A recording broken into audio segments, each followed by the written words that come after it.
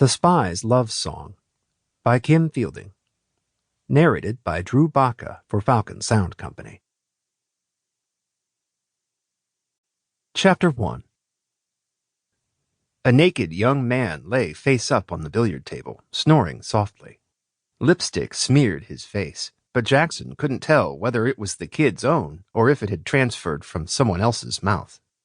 The kid looked more comfortable than the other young man, this one wearing a leopard print jock, who was curled on the hard tile under the billiard table, twitching in his sleep. If Jaxon had learned their names, he didn't remember them, just as he couldn't recall the names of the people scattered in the living room and bedrooms, or the pretty woman in the armchair in the library. He didn't care what any of them were called. At the moment, the only thing he wanted to know was where to find a goddamn bathroom. There had to be several of them in this overblown suite, right? But all he managed was a bleary circuit through toiletless rooms. He'd almost decided to piss into a large potted ficus when a dapper gentleman in a well-tailored suit appeared. "May I help you, Mr. Powers?" His tone suggested he was accustomed to dealing with people whose brains weren't fully functional. "Bathroom?" "Right this way." The man's name was Roger Diggs. Jaxon remembered that. He was a butler who came with the suite. As Diggs led the way through the kitchen, its gleaming surfaces cluttered with empty bottles and takeout containers, Jaxon wondered what it would be like to have a career as a hotel amenity.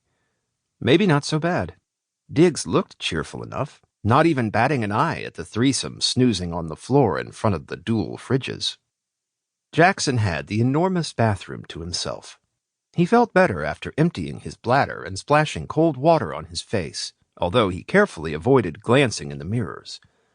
Whenever he was sober, fully rested, and took time to shave and deal with his curly hair, he looked pretty good for a guy who'd recently stared down 37. This morning, though, if it was still morning, he probably resembled an extra in a zombie flick. Diggs waited patiently just outside the bathroom. "Your phone's been ringing, Mr. Powers?"